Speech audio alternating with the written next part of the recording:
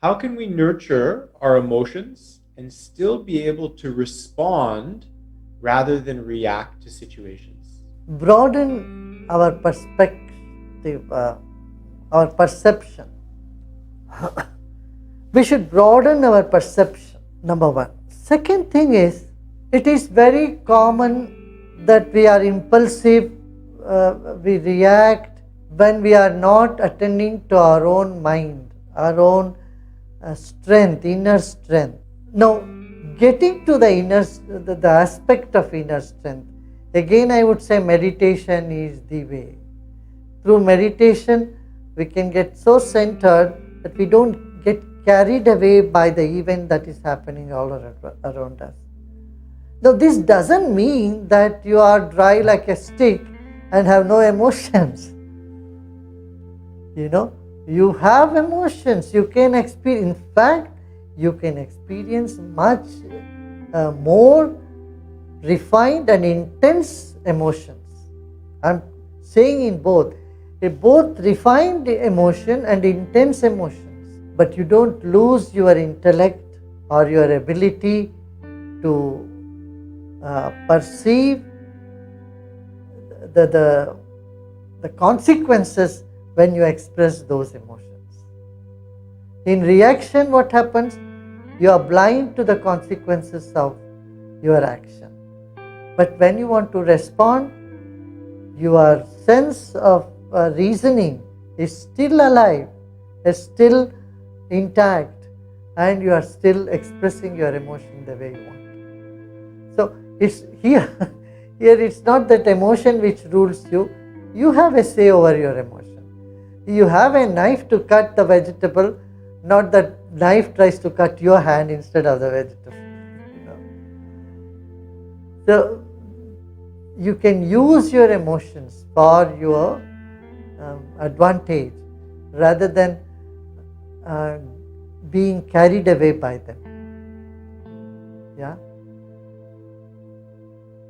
Now, we need to pay attention here. No emotion is very fresh in you, in one side. On the other side, every emotion every time is fresh. These are completely two opposite way to look at it. An emotion, today's anger is today's anger only. It's fresh. This moment, even not today, even this moment, when you are angry, this emotion is right now. But the pattern you have had before also. So it's like a river. The river is Mississippi River is very ancient, like Ganges is very old. But the water is very fresh in it. Every moment there is new water. In the same way, when the emotions are there in you, if you are experiencing anger, this is not the first time you have experienced it. It's an old pattern that is coming into you. Now, how do you snap out of the pattern? Breathing. Breath comes to your help. Sudarshan Kriya, sky breathing technique, Sudarshan Kriya technique.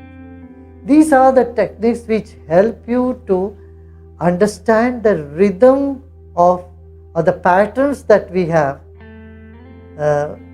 cultivated over a period of time in ourselves. So you can snap out of the pattern.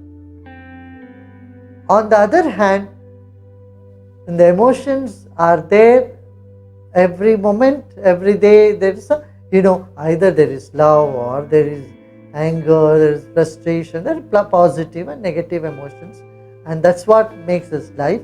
We should not say none of these should exist. They can exist, but they cannot. You can be in swimming pool, but you cannot drown in it. You see, you know how to swim through it, swim in it. In the same way, spirituality or meditation are those techniques, are those